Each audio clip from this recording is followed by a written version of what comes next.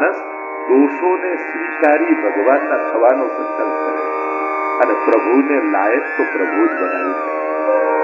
અને એટલા માટે દશમ સ્કંદની આ નિરોધ લીલામાં મહાપ્રભુજી આજ્ઞા કરે છે સુબોધમાં, સ્વભાવ સંગતા ભાવો નવૈ શક્ય કથમચન અત ત્રિવિધ જીવેશુ ત્રિવિધા ભગવતી. મહાપ્રભુજી સ્વીકારે છે કે જીવ એનો સ્વભાવ બદલી શકતો તો શું ભગવાનને લાયક પ્રકૃતિ નથી તો ભગવાન એનો સ્વીકાર જ નહીં કે ના, આ ભગવાન ભાગવતના ભગવાન એવા છે કે જીવને નહીં બદલે પણ જીવને અનુકૂળ પોતે લીલા કરે અને એને અનુકૂળ થઈને એની પાસે જશે એટલે જીવને સહજ આસક્તિ થશે કે આ તો મારા જેવો ઠાકોર. અને ભક્તો ત્રણ પ્રકારના છે, તામસ, રાજસ, સાત્વિક. એટલે ભગવાન તામસ લીલા કરે, ભગવાન રાજસ લીલા કરે અને ભગવાન આવી તામસ લીલા કરે. તામસ ભક્તને શું થાય? આ તો મારા જેવો ઠાકોરજી છે, તુરંત ભગવાનમાં પ્રેમ. આ તો અમારા જેવો ઠાકોરજી. તો રાજસ લીલા કરે તો રાજસ ભક્તનો નિરોધ થાય. તે નિરોધની વ્યાખ્યા છે પ્રપંચની વિસ્મૃતિ. અહીંયા પ્રપંચ એટલે અંતા મંતા રૂપી સંસાર, એને છોડવાનો નથી, એને વિસ્મૃત કરવાનો કે ભગવાનમાં એવી આસક્તિ થઈ જાય કે જેમ પેંડો ખાઓ ને પછી ખાંડ નાખેલું દૂધ પીવો ને તે ફીકું જ લાગે. એમ જયારે ભગવાનમાં આનંદ લાગવા લાગે ત્યારે આ મળે સંસારની આસક્તિ ઓછી. એમ થાય કે અહીંયા જે આનંદ છે એવો આનંદ તો બીજે ક્યાંય. આને જ મહાપ્રભુજી નિરોધ લીધા. આપણે તો વાર્તા સાહિત્યમાં કેટલા રાજા આસ્કરદાસજીની વાર્તા આવે છે. યુદ્ધના મેદાનમાં પણ માનસી સેવા ચાલી રહી છે. ચેતસ્તત પ્રવણમ સેવા. આપણે તો સેવાની વ્યાખ્યા છે ને ચિત્ત પ્રભુમાં પરોવાવું એનું નામ જ છે. અને ત્યાં કડીનો ડબરો અને પ્રસિદ્ધ કથા છે ને કે ઘોડાને ઠોકર વાગી અને એમને એમ થયું કે મારો કડીનો ડબરો ઢોળાયો. માનસી સેવા. અને યુદ્ધના મેદાનમાં એમના કપડા કડીવાળા. ઇતિહાસ અનેક વાર્તા પ્રસંગોમાં તમે જુઓ. અને આ પરસ્પર છે. જે ક્ષણે તમને એમ થશે ને કે પ્રભુ હવે આપના વગર નહીં ચાલે, મારે આપની જરૂર છે, આપનાથી કઈ જોઈતું, એ જ ક્ષણે પ્રભુને પણ એમ થશે મને પણ હવે તારા વગર નહીં ચાલે, મને હવે તારી જરૂર છે, તારાથી કઈ જોઈતું. આ પરસ્પરનો નિરોધ છે. જે દિવસે જીવને એમ થાય હવે પ્રભુ વગર નહીં જીવાય, જો પ્રભુ મળતા કેમ નથી એનું એક જ કારણ છે, આપણને એના વગર ચાલી જાય છે. જે ક્ષણે એમ થશે ને હવે એના વગર નહીં જીવાય, એ જ ક્ષણે તમારી સાથે પ્રવૃત્તિ આપણે ચલાવી લઈએ છીએ તો ચાલે. જે ક્ષણે આપણને એમ થાય કે હવે નહીં ચાલે. અને કેટલા ભક્તોને આપણે શેઠ પુરુષોત્તમ દાસના દીકરા ગોપાલદાસની વાર્તા આવે છે. આખો દિવસ મદન મોહનલાલની સેવા કરે, થાકે એટલે નિજ મંદિરના ઉંબરે માથું રાખીને સુઈ જાય રાતના. પણ પ્રભુ વગર એક ક્ષણ રહી ન શકે એટલે બૂમો પાડે અડધી રાતના, હે મદન મોહનલાલ. અને અંદરથી ઠાકોરજી અવાજ લગાવે, હા શું છે ગોપાલદાસ? ઠાકોરજીને હાથ જોડીને વિનંતી કરે કે જયરાજ મને તો બોલવાની આદત પડી ગઈ છે, આપ કેમ જાગો? ઠાકોરજી કે મને જવાબ આપવાની આદત પડી ગઈ, તું મારા વગર નથી રહી શકતો, તું મને પણ તારા વગર નથી. આ તો પરસ્પરનો નિયમ. જે દિવસે આપણને એમ થશે કે પ્રભુ વગર નહીં રહેવાય, એ જ ક્ષણે પ્રભુને પણ. ગજનદાવની વાર્તા આવે છે કે અક્કાજીએ પાન લેવા મોકલ્યા, બીડા લેવા મોકલ્યા અને નવનીત પ્રિયાજીની આગળ રાજભોગનો થાળ પડ્યો છે. કાની આપી કે હવે આરોગો, પણ કહ્યું કે મારો ગજન ગયો છે, એના વગર મને ભૂખ નથી લાગતી. એ આવીને જયારે મને એમ કહે કે પ્રભુ આરોગો, ત્યારે જ મને ભૂખ લાગે. અને ત્યાં એમને એવો વિરહ થયો કે મૂર્છિત થઈને પડી ગયો. ત્યારે મહાપ્રભુજીને ખબર પડી ત્યારે કહ્યું અક્કાજીને કે ગજનને ક્યારે ઠાકોરજીથી અલગ ન થાય, કારણ કે એના વગર નવનીત લાલને ગમતું નથી. આ પરસ્પરનો નિરોધ છે. આ કથાનો વિષય છે. દશમસ્કંદની કથા આ નિરોધ લીલા કે જ્યાં પ્રભુ પ્રતિપલ પ્રપંચની વિસ્મૃતિ કરાવશે. એ છેક નંદ મહોત્સવ થી લઈ રાસોત્સવ, આખી વ્રજના બધા ઉત્સવ ને છેક દ્વારિકા લીલા સુધી લક્ષ્ય એક જ છે, મારો જીવ એનું મન મારામાં લાગે. જો ઇન્વેસ્ટ એવી જગ્યાએ કરાય જ્યાં ઊંઘી નીકળવાની. તમને ખબર હોય કે અહીંયા મારા પૈસા જવાના જ છે, ત્યાં કોઈ દિવસ ઇન્વેસ્ટ કરો તો પૈસા તો બહુ સાધારણ બાબત છે, પણ પણ આપણી મન અને બુદ્ધિ આપણે ક્યાં ઇન્વેસ્ટ કરીને બેઠા છે એની ચિંતન આપણે કરવાનું. હું તો ઘણી વાર કહું, કોઈ ગાડી બગાડી જાય નુકસાન નથી, કોઈ ઘર બગાડી જાય નુકસાન નથી, કોઈ પૈસા બગાડી જાય નુકસાન નથી, કોઈ કપડા બગાડી જાય નુકસાન નથી, પણ કોઈ મન બગાડી જાય એ બહુ મોટું નુકસાન, કોઈ બુદ્ધિ બગાડી જાય ને બહુ મોટું નુકસાન. અને એટલા માટે સદાય સાવધાન રહેવું. ગમે તેટલો મોટો માણસ હોય, ભણેલો ગણેલો હોય, પ્રતિષ્ઠિત વ્યક્તિ કેમ ન હોય, પણ એના સંગથી જો બુદ્ધિ બગડે એવું લાગે તો થોડા દૂર સરકી જાય. કારણ કે ફાયદો નહીં કરાવે, કે આપણું સૌથી મોટું જીવનનું નુકસાન કરાવતું. ઘણી વાર આપણને લૌકિક સામર્થ્ય જોઈને આપણે આકર્ષિત થઈ જઈએ. અરે ના, ઠાકોરજી તમારી સાથે હશે. જો અરે પાંડવોનું વિજય ક્યારે લખાય? જયારે ભીષ્મ મર્યા ત્યારે, દ્રોણ મર્યા ત્યારે ભગવાને નક્કી કર્યું ને કે હું પાંડવો ભેગો રહીશ. એ જ સમયે પાંડવોના ભાગ્યમાં વિજય લખાઈ. યત્ર યોગેશ્વર કૃષ્ણ યત્ર પાર્થો ધનુર્ધર તત્ર શ્રી વિજયો ભૂતિર ધ્રુવા નિતિર્મતિર્મ. જ્યાં ભગવાન હોય છે ત્યાં જ વિજય.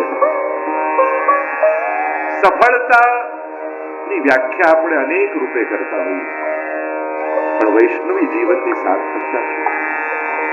જો વૈષ્ણવી જીવનને બે શબ્દોમાં જો વચ્ચે મૂકી આખું કે આપણી શરૂઆત જીવનની ક્યાંથી થાય? કે 1.5 મહિનાનું બાળક થાય એટલે ગુરુજન પાસે લઈ જઈએ અને શ્રી કૃષ્ણ શરણમ મમ એના કાનમાં બોલે, ત્યાંથી એની યાત્રા શરૂ થાય અને એની માલા પહેરામણી હોય અને સર્વ વૈષ્ણવને આ ફલાણાના જય શ્રી કૃષ્ણ આટલું બોલાય ત્યાં સુધી એની યાત્રા. જન્મ એક વ્યક્તિ તરીકે આપણે લઈએ છીએ, પણ મરણ તો એક વૈષ્ણવનું થવું જોઈએ. જતી વખતે એક વૈષ્ણવ તરીકે વ્યક્તિ ઓળખાય. જો તમે જેટલો કોઈ બી વ્યક્તિની શ્રદ્ધાંજલિ સભામાં જાઓ, ત્યારે તમે એવું સાંભળ્યું પેલા ગુજરી ગયા ને એમની હેરસ્ટાઇલ બહુ સારી હતી, કોઈને એમ બોલતા સાંભળ્યું એના સ્કિનનો ટોન બહુ સરસ, બહુ ફેર ને એના કેટલા સરસ આમ કપડા પહેરતો. માણસના શરીરને યાદ નથી કરાતું, એના ગુણોને જ યાદ કરાતા. હું તો કહું દરેક વ્યક્તિ વિચારું તમે નહીં હો ત્યારે તમારા પછી તમને કઈ બાબતે ઘરના લોકો યાદ કરે. જો આજે પણ વૈષ્ણવતાની વાત આવે તો આપણે કેવા આપણા વડીલોને યાદ કરીએ કે ખરેખર કેવા વૈષ્ણવ હતા. શું આવી પ્રેરણા આપણે આપણા વંશજોને આપીને જઈએ? તો ચિંતન આપણે તો આપણી જાતનું જ કરવાનું. આપણે આપણો ઉદ્ધાર સાધી લઈએ એ સૌથી મોટી સફળતા, એ જ સૌથી મોટી સાર્થકતા. એટલે ઘણી વાર અમુક ઉંમર થાય ને એટલે પછી ઘણા લોકોને બાળકોને બહુ ચિંતા છે, આ કરે પેલું ભક્તિ કરે આ સુધરે. એટલા બધા પણ ચિંતામાં ન પડી જતા કે તમે તમારું ગોળપણ બગાડી લો અને દીકરાના એક દિવસ કરતા બાપુજીનો એક દિવસ વધારે કિંમતી છે. અને જે વસ્તુ ઓછી હોય વધારે કિંમતી હોય, એની પાસે હજી ઘણો સમય. માણસને બદલતા એક ક્ષણ લાગે એટલે ક્યારે એવા અવિશ્વાસ નહીં જીવવું કે આ તો ક્યારે માનવાનું. મેં તો ઘણા નાસ્તિકોને ક્ષણમાં આસ્તિક થતા ગયા. ભગવાનના અસ્તિત્વ પર જે પ્રશ્નાર્થ કરતો હોય એવા ઘણાને જોઉં છું કે આજે સખડી ભોગ ધરીને લે. એટલે બદલાતા કઈ વાર નથી લાગતી માણસ, ક્ષણોના આ તો એ હોય છે. તો નિરોધ લીલાની જે ચર્ચા કરી રહ્યા છે કે પ્રભુ જયારે ચિત્તમાં નિરુદ્ધ થઈ જાય એટલે કે પ્રપંચની વિસ્મૃતિ કરાવી દે પછી તો ચિત્ત દેખો ચિત્ત શ્યામમયી હૈ, શ્યામ યમુના શ્યામ ગોવર્ધન શ્યામ ગગન ગન ઘટા થઈ है. એના વર્ણાંગી રૂપ મારી આંખે અંજાય. જ્યાં જોઉં તો બે પ્રકારના વ્રજવાસીઓ. આ તો વ્રજવાસી બનવાની કથા છે. એક જે વ્રજમાં જઈને વાસ કરે અને બીજા એ જેના હૃદયમાં વ્રજવાસ કરતું. આપણે ભલે અમદાવાદમાં રહેતા હોઈએ પણ જયારે ઠાકોરજીને જગાઈએ ત્યારે એમ લાગે કે અત્યારે અમદાવાદના કોઈ ફ્લેટમાં નથી પણ આપણે ગોકુળની ગલીઓમાં ઉભા કે જ્યાં ઠાકોરજી વિહાર કરી રહ્યા છે અને યશોદાજીની જોડે ઉભા રહીને આપણે ઠાકોરજીની સેવા પહોંચી. 3 અધ્યાય મહાપ્રભુજી પ્રક્ષિપ્ત માન્યા. પ્રક્ષિપ્ત એટલે 12મો, 13મો અને 14મો અધ્યાય. આ 3 અધ્યાયમાં જેમાં બ્રહ્માજીને મોહ થયો એ જે લીલા છે. કારણ કે આ કલ્પના પ્રારંભમાં જ ભગવાને બ્રહ્માજીને વચન આપ્યું છે કે તમને મારી લીલામાં ક્યારે મોહ નહીં. અને અહીંયા બ્રહ્માજીના મોહની કથા આવી એટલે મહાપ્રભુજીએ બીજા પણ અનેક કારણો આપ્યા છે. તપસ્થ પૌગંડ વયસ્પિતૌ વ્રજે એ શ્લોકમાં વિરામ પામે અને પાછો જે શરૂ થાય તો એ પાછું તપસ્થ પૌગંડ એટલે કે 6 થી 11 વર્ષની અવસ્થા પૌગંડ લીલા અને એ લીલાથી શરૂ થાય છે. તેના ઘણા બધા પ્રમાણો છે, એમાં ચર્ચામાં આપણે નથી જતા, પણ એ 3 અધ્યાય પ્રક્ષિપ્ત માન્યા. મંગલાચરણ સુબોધનીજીમાં શ્રી મહાપ્રભુજી કરતા આ 87 અધ્યાયનું સ્મરણ કરે. તો મહાપ્રભુજીએ 7 પ્રકારે ભાગવતના અર્થોનો એકાર્થ કરીને સમજાવ્યો. એટલે કે ભાગવતજીને 7 રીતે મહાપ્રભુજી સમજાવે.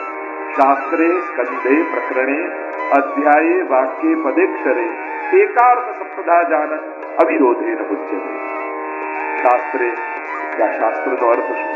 ભાગવત શું? સ્કંદે એક સ્કંદનો અર્થ બતાવે. ક્યાં? આ સાધન લીલા, આ અધિકાર લીલા, આ સર્ગ લીલા, આ વિસર્ગ લીલા. એનો અર્થ બતાવ્યો કે અધિકાર શું છે, કોણ ઉત્તમાધિકારી, કોણ મધ્યમ, કોણ કરે છે, સાધન લીલા એમ એક સ્કંદનો અર્થ. શાસ્ત્રે સ્કંદે પ્રકરણે જુદા જુદા પ્રકરણો બતાવે. એક અધ્યાયને એક સ્કંદને જુદા જુદા પ્રકરણના વિભાગ એમ 7 પ્રકાર. શાસ્ત્રે સ્કંદે પ્રકરણે અધ્યાયે વાક્યે પદે અક્ષરે અક્ષરના અર્થ મહાપ્રભુજીએ 2 ગ્રંથોમાં સુબોધનીજી અને ભાગવતાર્થ પ્રકરણ આ બંને મળી 7 પ્રકાર છે. એમાં હું વિસ્તારમાં નથી જતો, પણ પ્રકરણે બતાવ્યું. એટલે કે તમે જે મંગલાચરણમાં બોલો છો ને શ્લોક ચતુર્ભિશ્ચ ત્રિભિશ્ચ તથા ષડભી વિરાજતે યૌસૌ પંચધા હૃદયે. આ એક શ્લોક બોલો છો ત્યારે એમાં કોઈ 10મ સ્કંદ આવી જાય. જો મંગલાચરણ જયારે આપણે કરીએ ને પહેલો શ્લોક બોલીએ ત્યારે મહાપ્રભુજીને યાદ કરવા. ચિંતા સંતાન હંતારો એ મહાપ્રભુજીની ચરણ રેણુ કેવી છે, આપણી સમગ્ર ચિંતાઓ નાશ કરે. બીજો તમે શ્લોક બોલો યદનુગ્રહતો જંતુ સર્વ દુઃખાદિકો ભવે, ત્યારે ગોપીનાથજી અને ગુસાઈજીને યાદ કરવા. અજ્ઞાન તિમિરાન દર્શય ગુરુજનને યાદ કરવા. અને આ 2 શ્લોક નમામિ હૃદયે શેષે અને ચતુર્ભિશ્ચ ત્યારે 10મ સ્કંદની સમગ્ર લીલાઓનું સ્મરણ કરે. ત્યારે જે શ્લોક બોલતા બોલતા ઠાકોરજીની સમગ્ર લીલાઓનું સ્મરણ કર્યું. કારણ કે આ એક શ્લોકમાં આખું 10મ સ્કંદ સમાયેલું. સંક્ષિપ્તમાં તમને સમજાવું તો થોડું કદાચ કઠિન થઈ જાય, એટલે બહુ ઉદાહરણથી વિસ્તાર નહીં કરું, સરળતામાં સમજાય એવી વાત. ચતુર્ભિશ્ચ એટલે કે 4, 3 અને 6 આ પંચધા 5 પ્રકારે મારા હૃદયમાં બિરાજો. શ્લોકમાં બોલો છો 4 શું છે? તો કે પહેલા 4 અધ્યાયમાં ભગવાનના જન્મની કથા છે. એને મહાપ્રભુજીએ નામ આપ્યું જન્મ પ્રકરણ. જો મહાપ્રભુજીની વાણી સમજવી જોઈએ. ઘણી વાર બધા સહેલું કહો. આ બહુ સહેલાની શોધમાં ઘણી વાર રસ્તો ભૂલાઈ જાય. એના કરતા ગુરુજનને એમ કેવું સાચું કહો. જે સહેલું ગોતતા હોય ને એ જલ્દી મંદિરે ન પહોંચે. જે સાચું સાંભળવાની તૈયારી રાખે એને જલ્દી રસ્તો મળે. એટલે સહેલા આપણે સમજી શકીએ છીએ કે અત્યારના સમયમાં બહુ અધ્યયન અને બહુ પેલું ન હોય એટલે આપણને એમ લાગે કે સંસ્કૃતમાં જે હોય બધું અઘરું છે. એવું ન હોય. આપણને ભાષા નથી આવડતી, જેને ઇંગ્લિશ ના આવડતી હોય એ ઇંગ્લિશમાં જે પણ બોલો એ અઘરું જ લાગે. તો આ બધું કઠિન નથી, લેંગ્વેજ પ્રોબ્લેમ. એટલે જયારે આપણે થોડુંક સમજીએ તો આપણને ખ્યાલ આવવા લાગે ને. નહીં સાંભળીએ તો સમજાશે નહીં. ક્યારેક થોડું સાંભળીશું તો ક્યારેક થોડું સમજમાં આવશે. તો પહેલું 4 અધ્યાય એ જન્મની કથા છે. એટલે બાપુજીએ નામ આપ્યું જન્મ પ્રકરણ. પછીનું ચતુર્ભિશ્ચ એટલે કે તામસ ભક્તોની કથા આવશે. એટલે કે ભગવાન તામસ લીલા કરશે. એટલે એ ચતુર્ભિશ્ચને કહેવાય તામસ પ્રકરણ. એમાં પ્રમાણ પ્રમેય સાધન અને ફલ ઉપર પ્રકરણ છે. એમાં વિસ્તાર નહીં કરું. દરેકના 7 અધ્યાય એટલે 7 ચોક 28 એટલે 28 અધ્યાયનું તામસ પ્રકરણ. પાછું ત્રીજું ચતુર્ભિશ્ચ છે રાજસ લીલા કરી રાજસ ભક્તોનો નિરોધ કરશે. એ 28 અધ્યાયનું ત્રીજું ચતુર્ભિશ્ચ. ત્રિભિહિ હવે આવું 7મી પ્રકરણ. સાત્વિક ભક્તોમાં સહજ ભક્તિ હોય. એને પ્રમાણની જરૂર ન હોય, એને લોજિક ના આપવા પડે કે આમ છે એટલે ભગવાનને માન, આમ છે એટલે ભગવાનને માન. એને પ્રમાણની જરૂર ન હોય. એટલે પ્રમેય સાધન અને ફલ દરેકના 7 અધ્યાય એટલે 21 અધ્યાયનું સાત્વિક પ્રકરણ, ત્રિભી અને ષડભી ભગવાનની કથા છે. ભગવાન કોને કહેવાય? ધનવાન કોને કહેવાય? જેની પાસે ધન હોય ધનવાન, તો જેની પાસે ભગ હોય ભગવાન. ભગવાન કોને કહેવાય? તો કે ઐશ્વર્ય, વીર્ય, યશ, શ્રી, જ્ઞાન અને વૈરાગ્ય, આ 6 ગુણને કહેવાય ભગ. અને આ ભગને જેને ધારણ કર્યા એને કહેવાય ભગવાન. તો દરેકના એક એક અધ્યાય એને કહેવાય ગુણ પ્રકરણ. તો 6 અધ્યાયનું ગુણ પ્રકરણ આમ ટોટલ કરો તો 87 અધ્યાય થાય. અને 3 અધ્યાય પ્રક્ષિપ્ત 12, 13 અને 14 અધ્યાય ઉમેરી દો તો કુલ થાય 90 અધ્યાય. અને 90 અધ્યાયનું ભાગવત અનુસાર આ દશમસ્કંદ. ભગવાનના બધા જ અંગો, માણસ અને ભગવાનનો ફરક એટલો, માણસના બધા અંગો મોટા અને દિલ સૌથી નાનું, મુઠ્ઠી જેટલું. ભગવાનમાં ઊંધું છે, બાકી બધા અંગો નાના, હૃદય સૌથી મોટું. 90 અધ્યાય. ભગવાનના હૃદયમાં બધા માટે સ્થાન. પ્રભુ બધાને સ્વીકારે. એટલે તામસ પણ ભક્તિ કહી. કંસ, રાવણ, શિશુપાલ એટલે પણ ભાગવત તામસ ભક્ત કહે કે ભલે વેર બાંધ્યો ભગવાન જોડે, પણ એવો બાંધ્યો કે ભગવાન સિવાય બીજું કઈ યાદ જ ના. મન ભગવાનમાં લાગી ગયું. ભલે વેર ભાવ પણ લાગ્યું. પારસમણીનો સ્પર્શ કોઈ પણ આકાર વાળું કરે સોનું બનાવી. એટલે રાસમાં જયારે ગોપીજનો ભાગ્યા ને ત્યારે સુખદેવજીને પરીક્ષિત મહારાજ કહે કે આવા પ્રેમ ભાવથી ભાગે તોય ભગવાન ઉદ્ધાર કરે. આવું કેવું? ત્યારે સુખદેવજી બોલ્યા, કામમ ક્રોધમ ભયમ સ્નેહમ ઐક્યમ સૌરતમેવ ચ નિત્યમ હરો વિદતો યાંતિ તન્મયતામ. અરે कोई भी भाव से भागी गोपियां ये मत देख कौन भाव से भाग रही है, ये देख किसकी ओर भगवान की ओर उसकी गति. और वो तो पारसमणि है, स्पर्श करके ही सोना बना. ભગવાન તરફ જીવની ગતિ દરેક વખતે. અરે મંદિરે પણ ભગવાન આગળ બેઠા હોઈએ ત્યારે પણ આપણું મન ભગવાન. તો આપણને એ વિશ્વાસ કરો કે સંસારના લૌકિક કાર્યો કરતા કરતા મન ભગવાનમાં જશે. હું તો એમ જ કહું, રોજ મંગળાના દર્શન કરવા જાઓ ને ત્યારે મન ભગવાન આગળ જમા કરી કે પ્રભુ આ સાચું સંસાર માટે તો તે બુદ્ધિ આપી છે, કામ કરીને આવું. અને શયનના દર્શન કરવા જાઓ ને ત્યારે ભગવાન પાસે પુષ્ટ થયેલું મન પાછું માંગી અને પછી જવું. તો ઘણી વાર મંગળાના દર્શન એટલે આશીર્વાદ માંગવાનું. પ્રભુ એવા આશીર્વાદ આપો કે આખો દિવસ આપને ગમે એ રીતે કાઢો, આપને ન ગમે એવું કોઈ કામ નથી. અને શયનના દર્શન એટલે આભાર માનવાનો છે. પ્રભુ આજે આખો દિવસ એવો ગયો, એવું મારાથી કાંઈ ન થયું કે જે આપને ન ગમતું. આપનો ખૂબ આભાર. જો એક છે ભગવાનના કહેવામાં, એક છે ભગવાનની સેવામાં રહે. ભગવાનની સેવામાં રહે તો બળભાગ, ભગવાનના કથામાં જીવે તો સૌભાગ્યશાળી. આ બંને નથી કરી શકતા તો કમથી કમ ભગવાનની નજરમાં તો રહો. 2 મિનિટ પણ રોજ સામે ઠાકોરજી આગળ ઉભા તો રહી જઈએ કે પ્રભુ નજર રાખજો, દ્રષ્ટિ રાખજો, નજરમાં રાખજો. પ્રભુની દ્રષ્ટિમાં રહીએ ને તો આપણું તો કલ્યાણ છે. અને જે નજરમાં છે ને એને ક્યારેક ને ક્યારેક ઠાકોરની સેવામાં રાખશે. શરૂઆત એનાથી જ થશે. એટલે નાનું માનીને મૂકી ન દો.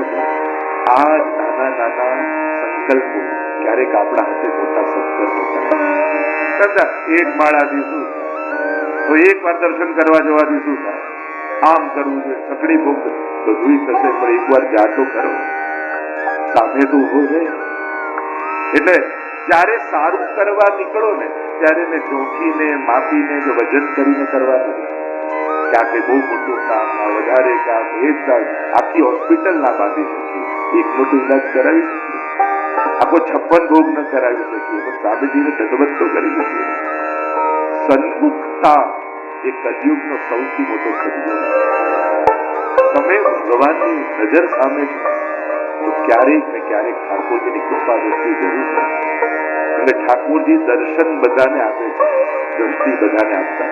પૂતના આવીને કથાઓ છે, પ્રભુએ આંખો બંધ કરી.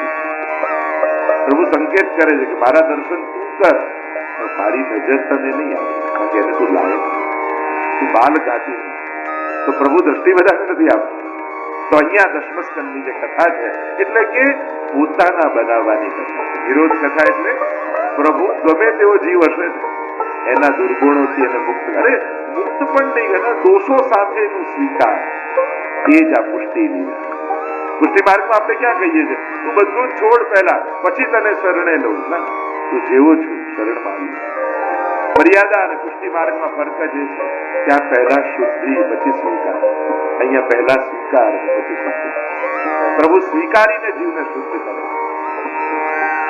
આવો પ્રવેશ કરીએ દશમસ્કંદની આ પવિત્ર ગાથા. 3 દિવસ છે નંદ મહોત્સવ સુધી આપણે પહોંચવાનું. આજે 4 અધ્યાયના દર્શન છે, સ્વતંત્રજી કથાનું દર્શન કરીશું.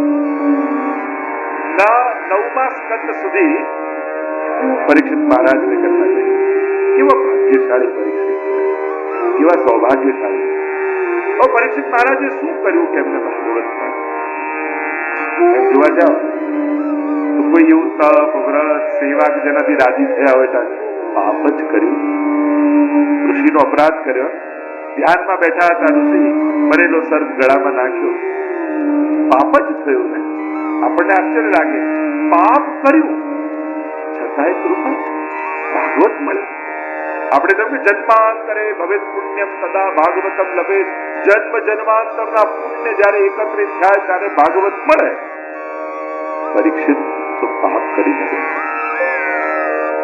શ્રાપ લાગે. 7મા દિવસે તપસ્યા. શ્રાપ તો બધાને છે ને, આપણે બધાને. કોને 8મો દિવસ મળ્યો? રવિથી સોમમાં જ બધાએ જવાનું. કોઈને 8મો દિવસ તો મળ્યો જ નથી, આવવાનો નથી. જવાનું છે પણ નક્કી જ છે. પણ ભાગવત જેવો ગ્રંથનું સાનિધ્ય મળી જાય. અને જરૂરી નથી કે મૃત્યુ પામતા હોય એ જ ક્ષણે ભાગવત સાંભળે. એમ તો કહ્યું અંતકાલે તું એ નહીં શ્રૂયતે શુક શાસ્ત્રવા. જયારે કોઈ અંત સમયમાં સાંભળે, અંત સમય ક્યારે કોને ખબર. કોઈના પર મેસેજ આવે છે કે બસ રેડી રહેજો, આવું જ છું, લિખિત પાપ